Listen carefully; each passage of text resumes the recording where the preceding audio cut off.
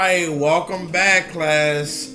Thank you so much for joining me again for lesson number 3 of Mr. Damien's chess instruction.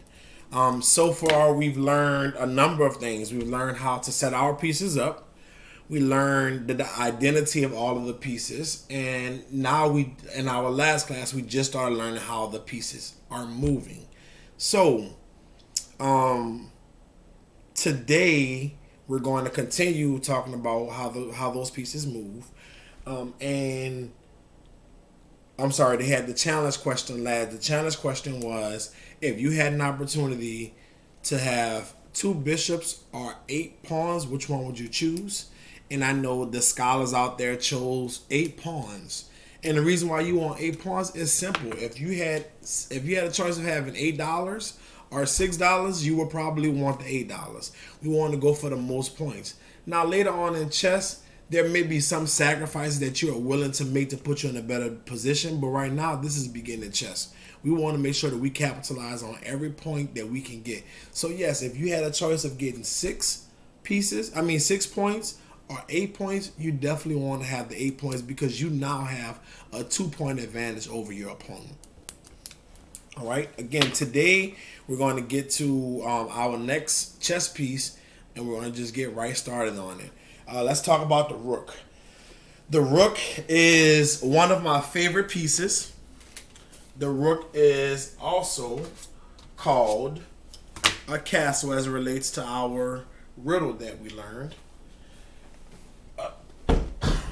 So the rook will start on the H file or the A file,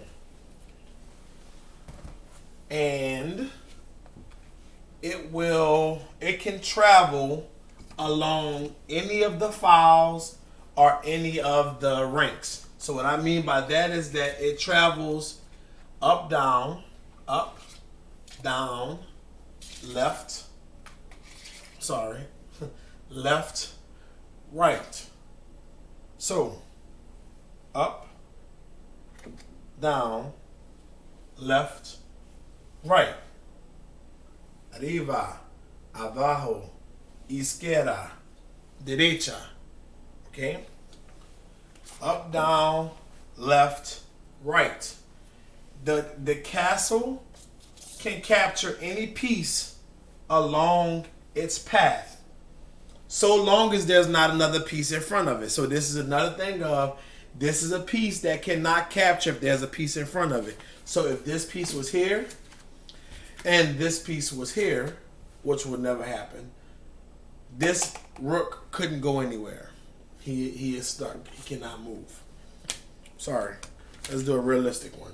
If this piece was here and that piece was there, that rook could not go anywhere. The rook is worth 5 points. That is the most points that we've talked about so far. The rook is worth 5 points. So if we think about those scenarios that we talked about, now if I had a choice of 2 bishops, 2 rooks, or 8 pawns, which one would you choose? Harvey? We haven't heard from Harvey yet. Harvey said he would choose the pawns. No, Harvey. The pawns are 8 points. If you had 2 rooks, that's 10 points. Would you want $8 or $10, Harvey? Exactly. $10. $10. So the rook is also considered a major piece. So now you have these 2 rooks. They move up, down, left, right. It also can move however many spaces it wants to move, as long as nothing is blocking it. So let's start off and do a riddle and see how this goes. How can we move this rook that is on F6 to the pawn and capture that pawn on D4 in 2 moves? How can we do that in 2 moves? Easy. Our first move, we'll take this rook and move it from F6 to D6. That's one legal move. The next move, I'm going to move it from D6 to where I want to go, which is D4. And that is a legal capture. All right. Now I want to go from D4 to capture this pawn that's on B7. So my first move is going to be to slide over from D4 to B4, and then to bring this up, since that is also a legal move. Ooh.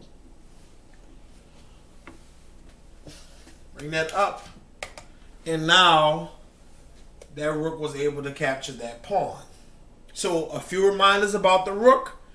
The rook moves up, the rook moves down, the rook moves to the left, and the rook moves to the right.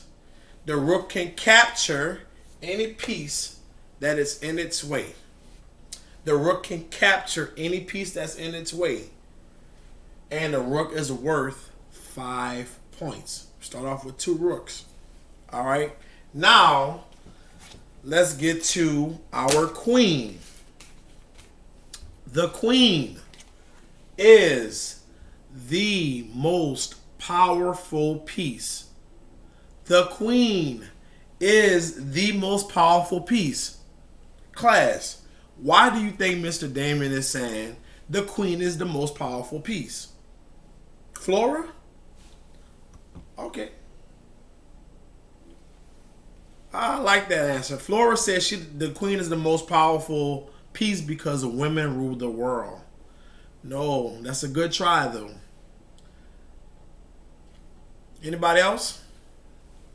The queen is the most powerful piece because she combines the power of the bishop and the rook. That's the queen. The queen combines the power of the bishop and the rook. They join in, and this is now the queen. What do I mean by that? Well, the bishop moves along the diagonal. So the queen moves along the diagonal. She can move along the diagonal as long as she wants to. Moving along the diagonal. The rook goes up, down, left, right. So she can also go up, down, left, and right. But unlike the bishop, she can change colors. The bishop starts on black and will end on black. The queen can start on black and just with one move to white. And she still has that power of that bishop. She still can move diagonally. She still moves diagonally. Okay? So again, the bishop moves diagonally but has to stay on its color. The queen is so powerful because she can go to any square that she wants to. The queen is also worth 9 points, which is why we only start off with 1 queen. And think about it. With all that power, how can we have more than one person on the board with all that power? Okay. So, again, the queen combines the power of the bishop and the rook. So let's see how that queen can move to capture some of these pieces. All right. She's on A8. I want her to capture the pawn that is on F4. So what I'll do is one legal move could be to bring my queen down here and capture this pawn with my next move. That's 2 moves. But I could have also did a number of things. That's why she's so powerful. I could have also did this. 1 and then 2. I could have also did this. 1 and then 2. I could have said 1 and then 2. Okay? So once I've captured that pawn, I now want to capture this one. I'm going to go up 1 and capture. But I also could have gone like this. Over 1 and then capture. So again, we want to make sure that we use the board for what we can use it for. All right. So that queen is worth 9 points. It's very important to understand that she is the most powerful piece because she combines the power of 2 other pieces. The queen, also remember we talked about how she starts off on the board. The queen starts off on the color of that team. So if she is black or if she's the dark colored, she's on a dark square, she will move to the dark. She will start on a dark square. If she's on a light square, she will move on the light square. So we have learned so far, like we only have 2 more pieces to learn. We have learned so far that the pawn, we learn how the pawn moves. We learn how the bishop moves. We learn how the rook moves. We learn how the queen moves. That's 4 pieces. We only have 6 pieces left. So now we're going to start talking about, with our next 2 pieces, we're going to talk about how the king move, how the knight move. In future videos, we'll start talking about how to actually play the game of chess. But knowing how those pieces move are half the battle. So go ahead, go home, try some of these things, try some of the riddles that I did, and make sure that you guys can catch a grasp of this, because from this point we'll only move to other things. So we talked about checkers in the first video.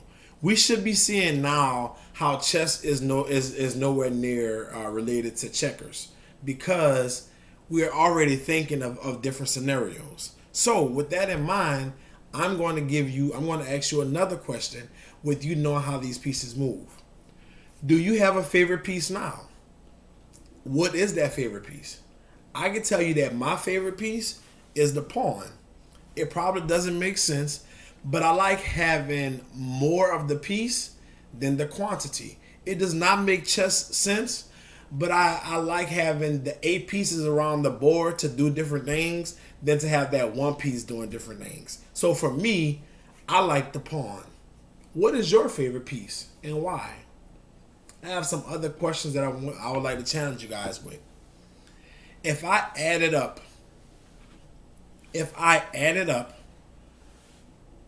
the pawns, if I added up all of the pieces that we've learned so far for white, how many points would I get? We've learned the bishop, that is 2 bishops. We learned the rook, that is 2 rooks. We learned the queen, that is 1 queen, and 8 pawns. How many points is that all together? Now this is going to take some math, but I know we have some intelligent scholars out there that can take care of that. In addition to that, we talked about chess-related scenarios. So I'll give you another one. If you had an option to start off with 8 pawns and 2 bishops, or 2 rooks and 1 queen, which one would you choose and why? If you had a choice of starting off with 8 pawns and 2 bishops, or 2 rooks and 1 queen, which one would you choose and why? Thank you so much, class. Can't wait to see you guys back for our 4th lesson, where we'll be talking about how the king and how the knight moves. Thank you.